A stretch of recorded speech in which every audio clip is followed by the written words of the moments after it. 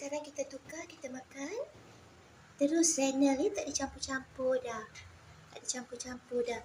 Okay, Mami. Let's jom. Okay, jom Mami. Bismillahirrahmanirrahim. Semoga cepat sembuh ya sayang.